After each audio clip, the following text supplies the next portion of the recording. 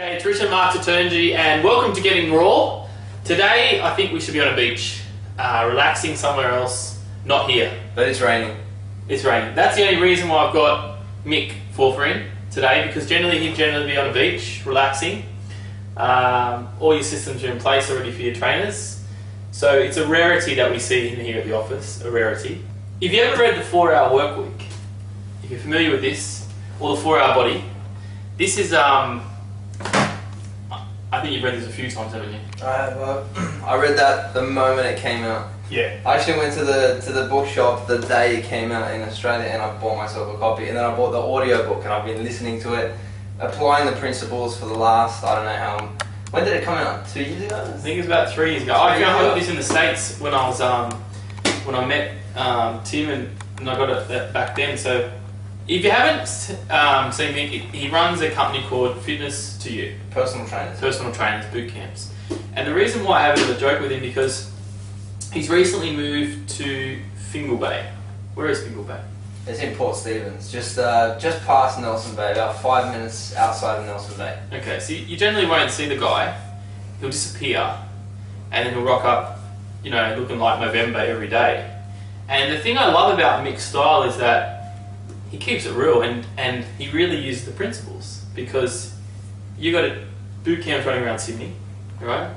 And the most relaxed guy I've come across that owns a business, and he's just so relaxed. Well, it wasn't always that way.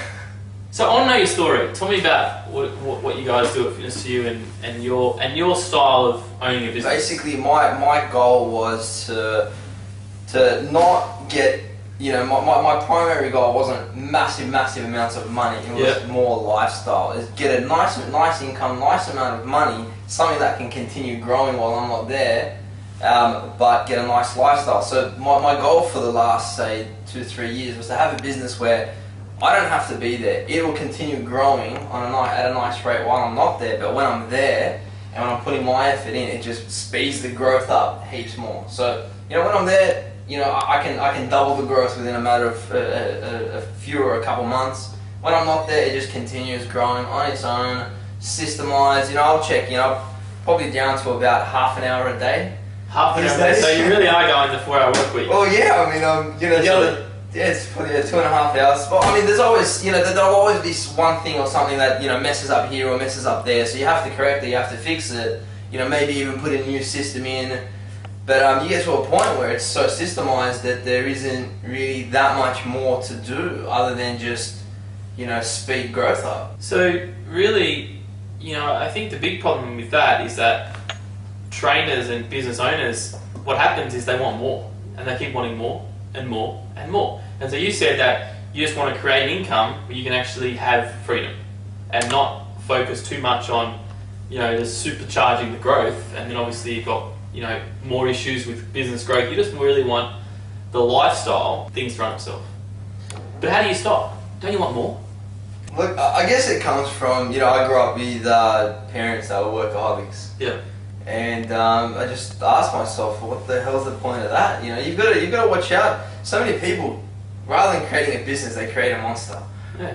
And they're so caught in it. An endless treadmill. An endless treadmill, and yeah, you might be making a good amount of money, but what's the point of rocking up to a crappy lifestyle in a nice car? Yeah. You know, I'd rather rock up in a crappy car to a really nice lifestyle, or, you know, a good car to a nice lifestyle. That's awesome. Let's talk about your system then. To do this, obviously, this is not fairy tale stuff. You've actually put a lot of work into it to actually create this lifestyle. Yeah. Tell me about the systems, if you can reveal some of them to us. Well, yeah, I don't mind. Yeah, look, you do have to work hard at first. You know, there's no magic. Maybe there are a few people around the world who can pull this off really quickly without any effort. But, you know, for the past 3 years, I've been working super hard building systems. As soon as something goes wrong, the idea is as soon as something happens that annoys you, that lifts your blood pressure, that makes you angry, think of, what can I do so that this never ever happens again?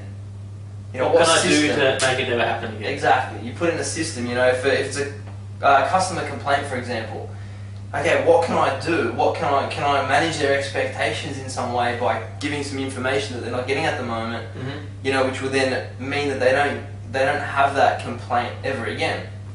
Can I train my staff in some sort of different way?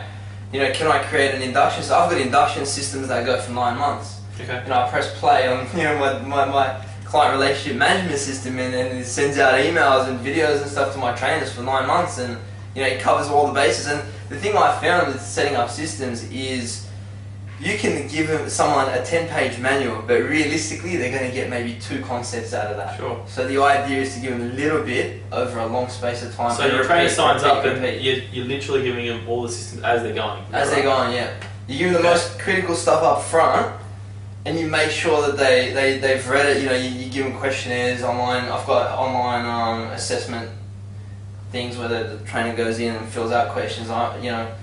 We can make sure that they're being done, that they've understood those. But if you just give someone a manual, they're not going to read it.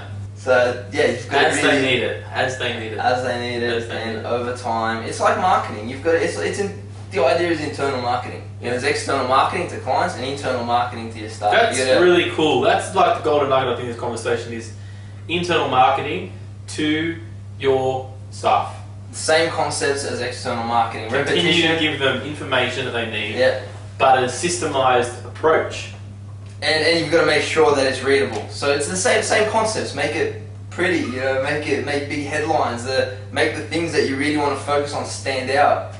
Repeat them. Yep. Put them into videos. Videos are always better. A video and then a manual. So you'll sit there with your system to your trainers. Will you actually video yourself? Will you video the computer screen? How do you show them this information?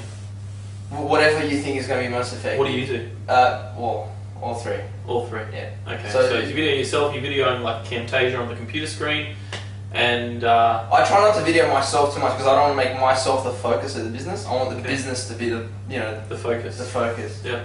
Excellent. So you systemize... You thought about everything, systemize everything that way. Yeah. Well, the systems are pretty much done. Yeah. I mean, there's not much more I can do on them. It's just a matter of driving the marketing now. I've built the base, and now it's, to get that growth that I, haven't had over the last 3 years.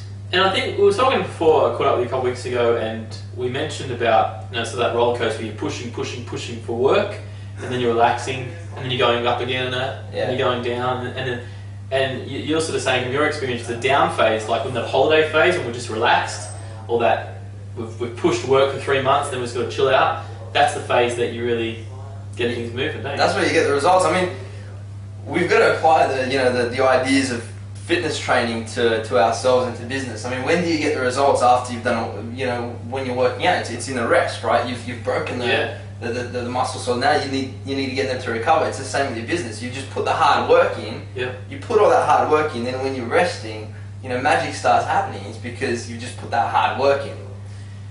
Now, I want to ask you, do you do any sessions yourself? Do you do boot camp? Do you run any of that sort of stuff? No, I haven't for about 1.5 years now. Okay, so over 1.5 years, so you've really just been focused on the system, because I think that's really where a lot of trainers, a lot of gym owners are really getting stuck, is if they start 1 session or 2 sessions, they get stuck in the business. Yeah. And they're working in the business like a treadmill, where you've basically said that, nah, I'm getting out of the business, I'm going to work on the business from day one, even away. I mean, you're traveling a lot and you're working in different places, so you're literally looking bird's eye view from your business. Yeah. Not even next to the business, you're really seeing on a systemized approach. And that's it. What it allows you to see things from like you said, a bird's eye point of view, so you can test and measure rather than, when you're in the business, when you're working inside, you make emotional decisions. Yep. You make, you're too, I don't know, it's like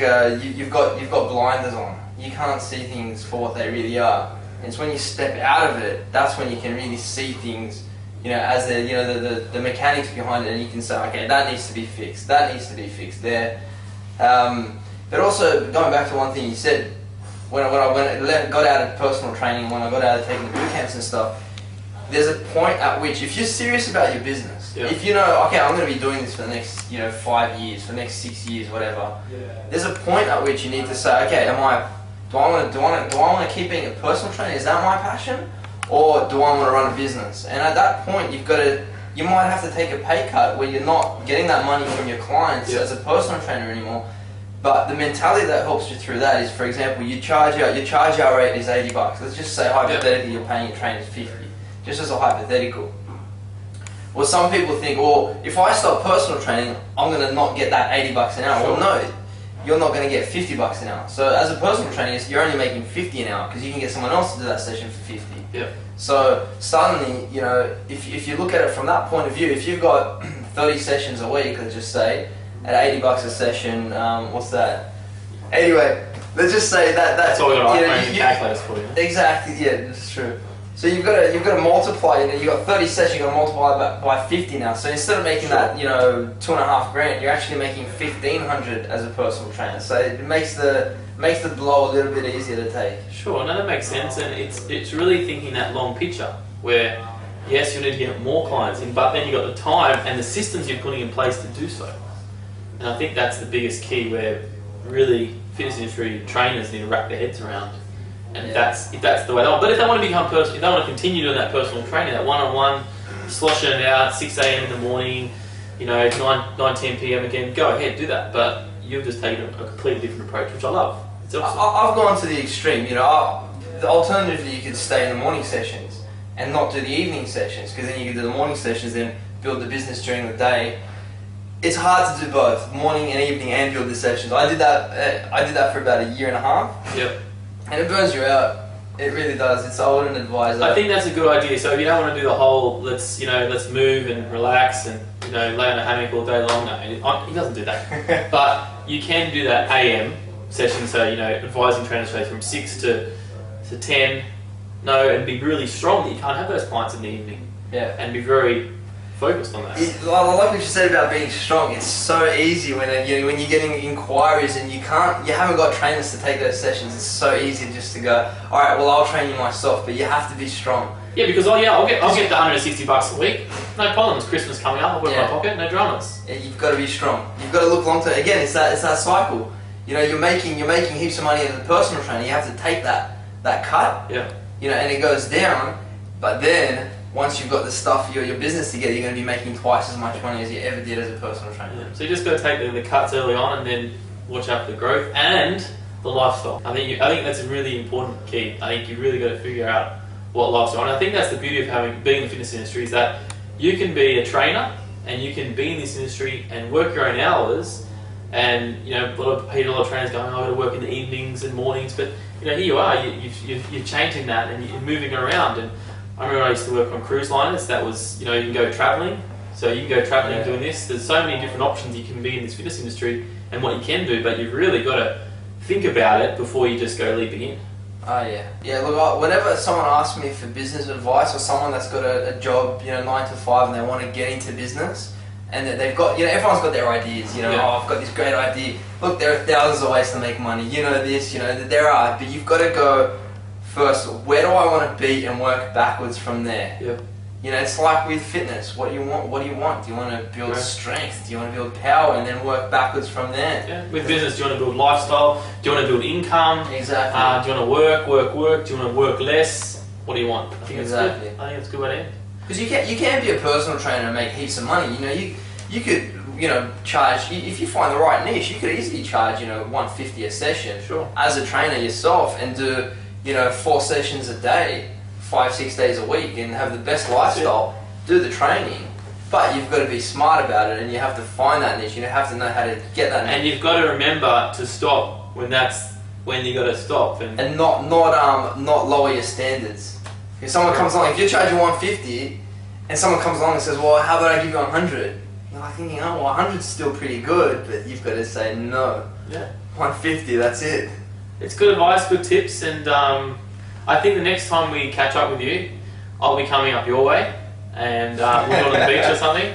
No problem. And we'll be on a hammock, and we'll do the video from there. And we'll do like a 6 months on where are they now, sort of thing. How's it going? So cool. It's hard to catch up with him, but when you do, grab him and have a chat to him and see what he's doing. But what's your website anyway, just so everybody can figure out what it is? Personaltrainertoyou.com.au. Personaltrainertoyou.com.au. And that's a number 2. Number 2. Awesome. Thanks, mate. Thank you. Cheers.